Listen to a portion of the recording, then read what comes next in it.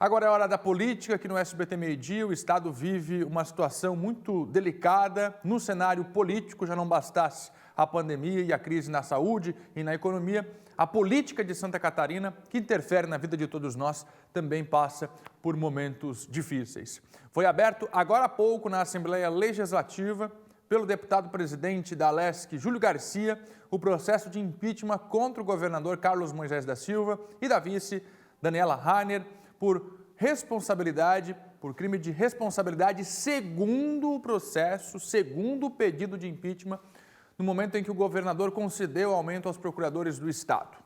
Segundo o pedido de impeachment, que foi protocolado na Alesc pelo defensor público Ralph Zimmer Júnior e que foi aberto, que foi aceito pela Assembleia Legislativa. O que acontece a partir de agora e as movimentações do governador Carlos Moisés da Silva para tentar frear este pedido de afastamento é o que a gente vai saber agora com Cláudio Prisco Paraíso. Prisco, boa tarde.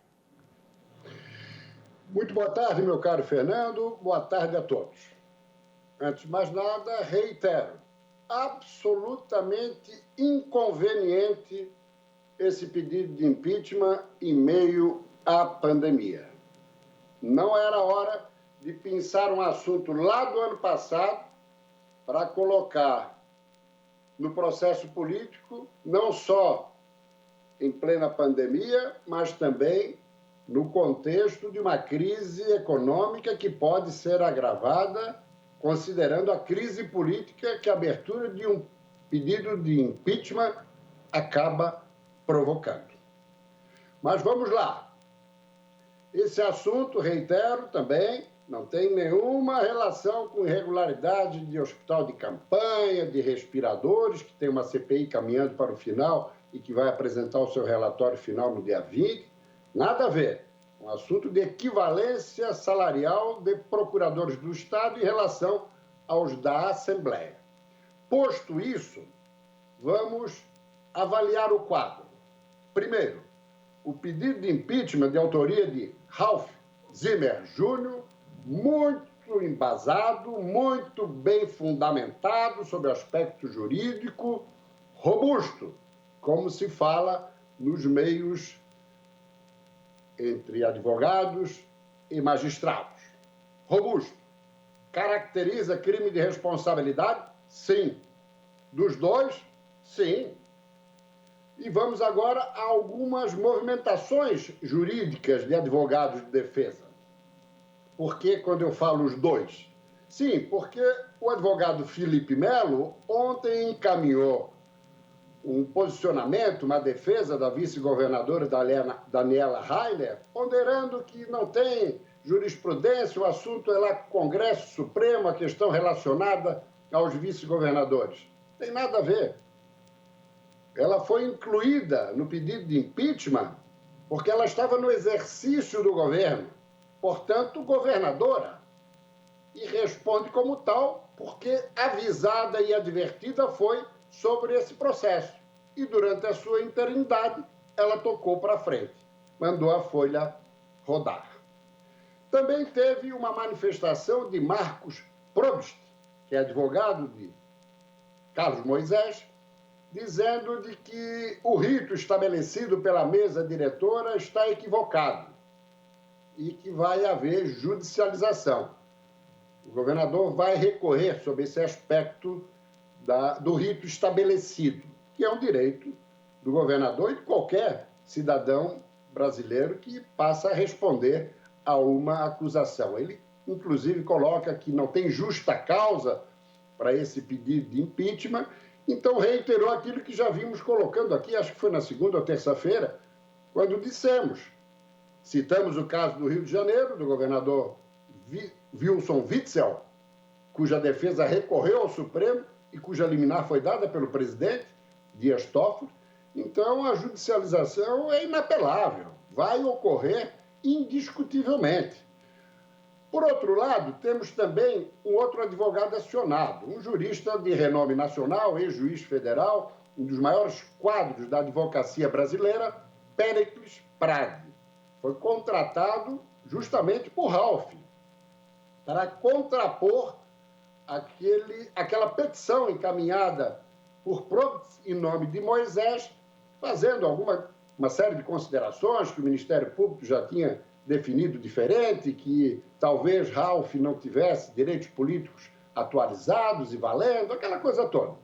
Uma peça muito bem preparada, como não poderia ser diferente, afinal, trata-se de Péricles Prade, mas, de qualquer forma, essa manifestação foi só uma sinalização seguinte: olha, vamos abrir o processo primeiro, para depois termos esse tipo de demanda.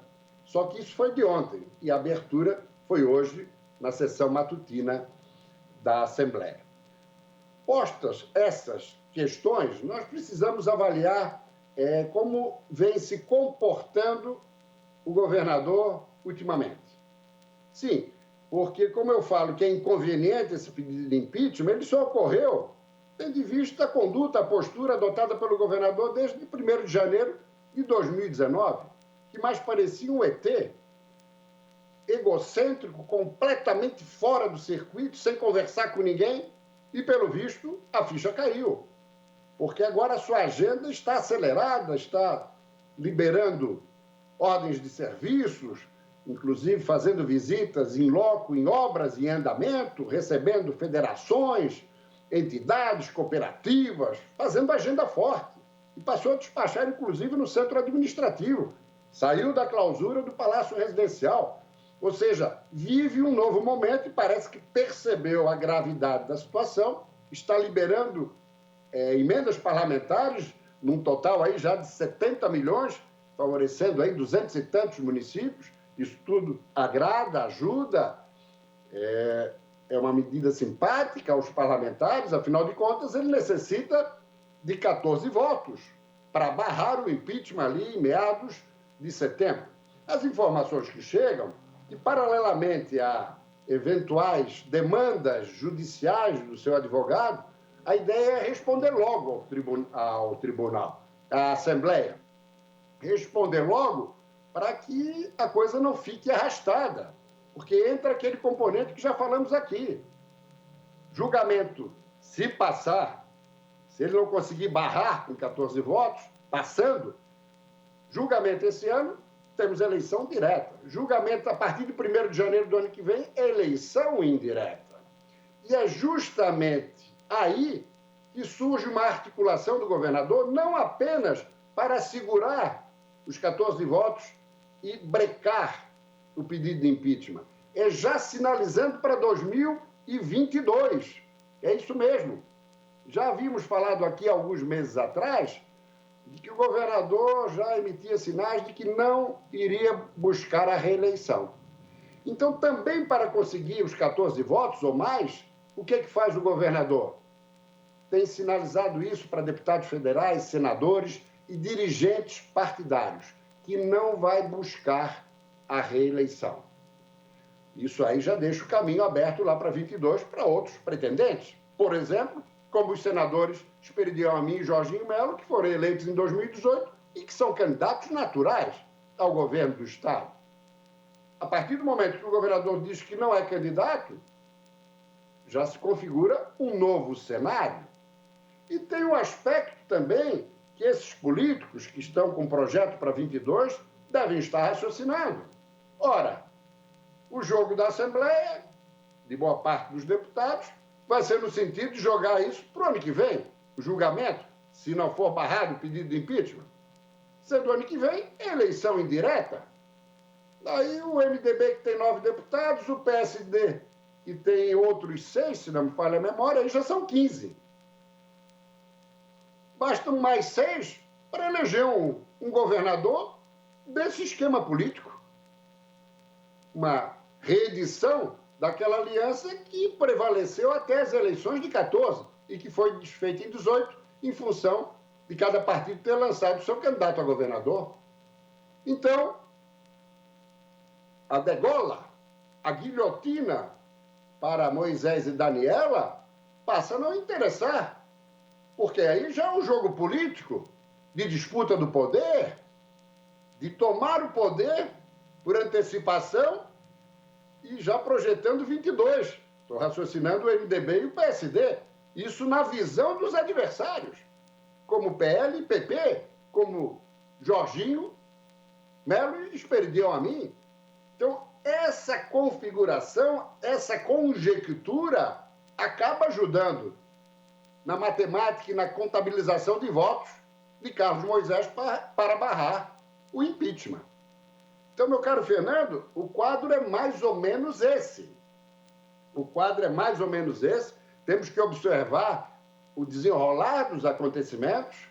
Muito provavelmente, hoje ou no máximo amanhã, o governador, a vice e o secretário da administração já serão notificados e já passa a correr o prazo. Vamos verificar se realmente governador e vice vão acelerar as respostas. E nos bastidores, muita articulação, muita conversa.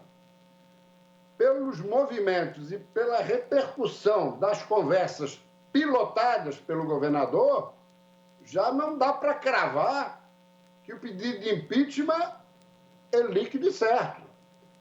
Aí vai depender de fatores outros, externos. O relatório da CPI, não, esse já se sabe que vem cravado contra o governador fortemente, até porque a composição da CPI é toda de oposicionistas. Aí não. Mas eu me refiro a outras situações. Por exemplo, situação do STJ, que em agosto volta do recesso do meio do ano.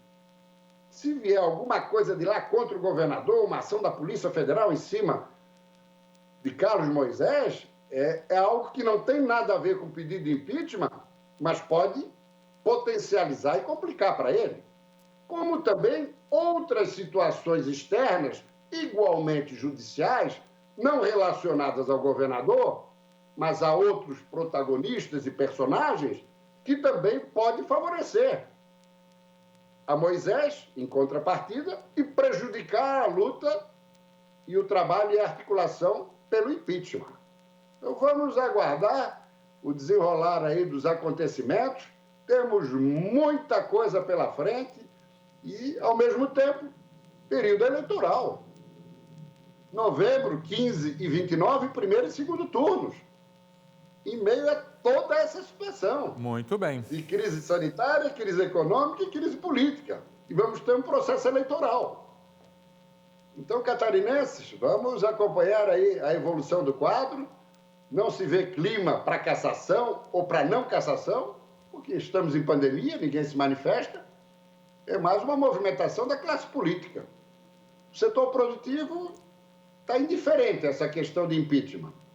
Mais para contra do que a favor, justamente porque pode comprometer a retomada do desenvolvimento econômico.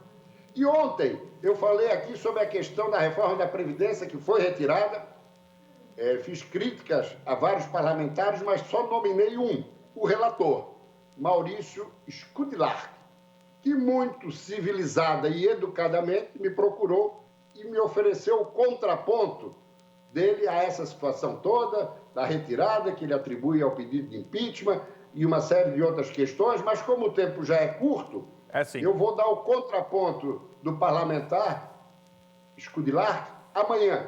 Como também amanhã vou fazer referência a um e-mail que recebi da nossa telespectadora, e me parece também que é professora, Márcia de Souza Zanella. Me mandou um e-mail também muito bacana, em torno do qual eu concordo em gênero, número e grau. Tem tempo para o e-mail? Mais de 80% do que foi escrito. Amanhã também repercutimos esse assunto que está também relacionado à questão da reforma da Previdência, que é urgente para todos os estados, inclusive para Santa Catarina, meu caro Fernando. Como vocês de casa já ouviram, Cláudio Prisco Paraíso, com a política. Tem tempo para o e-mail, Jéssica Sescon? Segura aí, Prisco. Tem tempo para o e-mail? O e-mail que o Prisco quer trazer para a gente aqui, ele faz essas chamadas para a gente ficar curioso. Estou curioso. Vamos deixar para amanhã. Vamos deixar para amanhã, Vamos deixar para amanhã, porque tem relação com o Maurício Scudillar, que daí a gente fecha o comentário sobre um repique e um rescaldo de reforma da Previdência. Obrigado, Prisco. Combinado, então. Fica para amanhã. Cláudio Prisco Paraíso e a política aqui no SBT Meio-Dia.